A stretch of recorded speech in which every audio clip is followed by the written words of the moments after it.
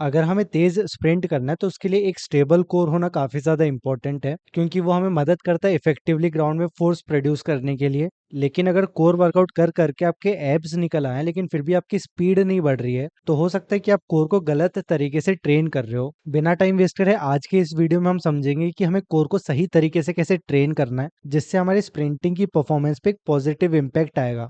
सबसे पहली और सबसे बड़ी गलती जो एथलीट्स करते हैं वो है कि वो फ्लेक्शन वाले मूवमेंट्स पे ज्यादा फोकस करते हैं, जैसे कि बहुत सारे क्रंचेस करना, लेग रेजेस करना, हाइपर एक्सटेंशन के ज्यादा रेपिटेशंस करना, टो टचेस, मतलब इस टाइप के कोर वर्कआउट्स को करते हैं। लेकिन हमें ट्राई करना है कि हम हमारे कोर को स्प्रिंटिंग के स्पेसिफिक ट्रेन कर पाए, क्योंकि ये वाला जो मूवमेंट है आपके कोर की स्ट्रेंथ को तो बढ़ाएगा, लेकिन ये मूवमेंट हम कभी भी स्प्रिंटिंग करते टाइम यूज नहीं करेंगे। ना ही ये मूवमेंट स्प्रिंटिंग करते टाइम होंगे। जनरल कंडीशनिंग या फिटनेस को इंप्रूव करने के लिए हम ये चीजें जरूर कर सकते हैं, लेकिन अगर हमें हमारे कोर को नेक्स्ट लेवल पे ट्रेन करना है तो हमें कोर की स्ट्रेंथ से ज्यादा ध्यान कोर की स्टेबिलिटी पे देना पड़ेगा। ये सारी जो भी एक्सरसाइजेस है ये कोर की स्ट्रेंथ को इंप्रूव करती है, और स्टेबिलिटी को इंप्रूव करने के लिए भी स्ट्रेंथ जरूरी होता है, लेकिन हमें स्टेबिलिटी को भी अलग से ट्रेन करना पड़ेगा ताकि हमें ज्यादा अच्छे रिजल्ट्स मिले। अच्छी स्ट्रेंथ का मतलब होता है कि हम कितना फोर्स प्रोड्यूस कर पा रहे हैं, लेकिन वहीं पे स्टेबिलिटी का मतलब है कि हम किसी पोस्चर को कितना अच्छे से इफेक्टिवली मेंटेन कर सकते हैं। अब अपने कोर की स्टेबिलिटी को इंप्रूव करने के लिए मैं आपको 10 एक्सरसाइजेस बताऊंगा, लेकिन उससे पहले अगर आप एक एथलीट हो और आप अपने स्पोर्ट के लिए सीरियस और एक अच्छे लेवल पे जाना चाहते हो, तो मैं चाहूंगा कि आप एक बार हमारे साथ ट्रेनिंग करके देखो। हम एक साथ मेहनत करके एक अच्छा रिजल्ट प्रोड्यूस करेंगे। ट्रेनिंग की डिटेल्स जानने के लिए आप मुझे इस नंबर पे मैसेज कर सकते हो, और अब बिना टाइम वेस्ट करे हम वो 10 एक्सरसाइजेस को देखते हैं।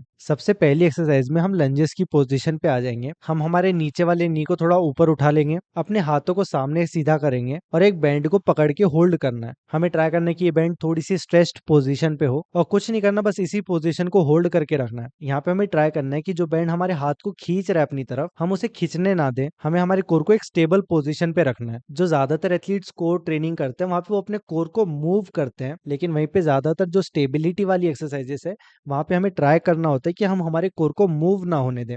दूसरी एक्सरसाइजेस में हम इस पोजीशन पे बैठ जाएंगे। हम हमारे दोनों पैरों के घुटनों को उठा लेंगे। आप इस एक्सरसाइज को भी कर सकते हो, लेकिन अगर आप इससे कंफर्टेबल हो, ये आसानी से कर पाते हो, तो फिर हम हमारे अल्टरनेट हाथ और पैर को लिफ्ट कर लेंगे और इसी पोजीशन पे होल्ड करेंगे। तीसरी एक्सरसाइजेस में जैसे हम रशियन ट्विस्ट करते हैं उस पोजीशन पे आ जाएंगे। हमारा ट्रेनिंग पार्टनर हमें एक बॉल फेंक के देगा। हमें उस बॉल को कैच करना है, लेकिन हमें ट्राई करना है कि वो बॉल हमारे कोर को ना हिला पाए। हमें कोर को स्टेबल रखना है और अपनी बॉडी को साइड में नहीं जाने देना है। तीसरी एक्सरसाइज में हम ओवरहेड मार्च करेंगे। एक रॉड लेके आपको बस वॉक करना है और बारी बारी अपने एक नी को ऊपर लिफ्ट करोगे। अगर आप इस एक्सरसाइज को अच्छे से कर पा रहे हो, कंफर्टेबली हो पा रही है बिना बैलेंस डगमगाए, तो फिर आप किसी एक साइड पे रेजिस्टेंस बैंड की मदद से एक हल्की प्लेट लटका सकते हो। इससे एक्सरसाइज थोड़ी सी और डिफिकल्ट हो जाएगी। पांचवी एक्सरसाइज है फार्मर कैरी। यहाँ पे आपको बस एक हाथ में डंबल, प्लेट, जो भी चीज आपको मिले उसे पकड़ लेना है और बस वॉक करना है। और वॉक करते टाइम आपको ट्राई करने की आप अपने कोर को साइड में झुकने ना दो। एक स्टेबल स्ट्रेट पोजीशन पे आपको वॉक करना है, लेकिन ये करते टाइम आप ध्यान देना कि आप अपने हाथों को बॉडी से ज्यादा चिपका के ना रखो।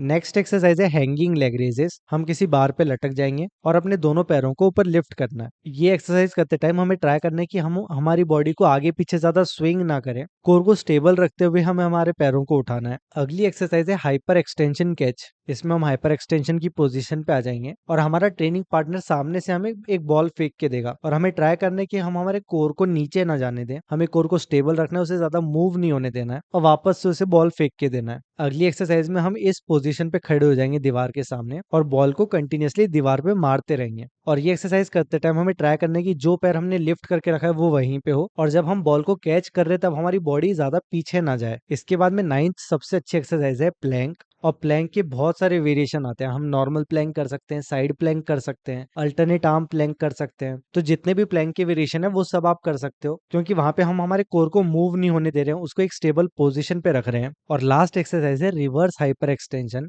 जिसमें हम उल्टे इस तरीके से किसी एक बेंच पे या बॉक्स पे लेट जाएंगे और अपने पैरों को पीछे ऊपर लिफ्ट करेंगे। जो हैंगिंग लेग रेज है और रिवर्स हाइपर एक्सटेंशन है, ये दोनों फ्लेक्शन टाइप ऑफ मूवमेंट है, लेकिन फिर भी ये हमारे कोर की स्टेबिलिटी के लिए ज्यादा अच्छे हैं, क्योंकि हम हमारे हमारे कोर को मूव नहीं कर रहे हैं, हम सिर्फ हमारे हिप जॉइंट को मूव कर रहे हैं। बाकी अपनी कोर स्ट्रेंथ को इम्प्रूव करने के लिए जो भी हम ड्रिल्स करते हैं, वो ड्रिल करते टाइम भी आप ट्राई कर सकते हो अपने कोर को स्टेबल रखने का। माइंडफुल रह के आप अपने कोर को ट्रेन कर सकते हो। जैसे कि अगर आप ए स्किप कर रहे हो तो उसमें भी हम अलग अलग वेरिएशंस कर सकते हैं, जिससे हमारे कोर के अलग अलग पार्ट्स पे लोड आएगा। और जो ए स्किप है, ये काफी सारे एथलीट्स को लगता है कि उन्हें सही तरीके से आती है, पर फिर भी उनके कुछ बेसिक्स गलत होते हैं, जिसकी वजह से वो बाकी के वेरिएशंस सही से नहीं कर पाते हैं। तो अगर आप अपने ए स्किप ड्रिल को नेक्स्ट लेवल पे लेके जाना चाहते हो या मास्टर करना चाहते हो, तो उसके लिए आप ये वीडियो को देख सकते हो। अब हम अगले वीडियो में मिलेंगे, तब तक के लिए बाय बाय और आपकी ट्रेनिंग के लिए ऑल द बेस्ट।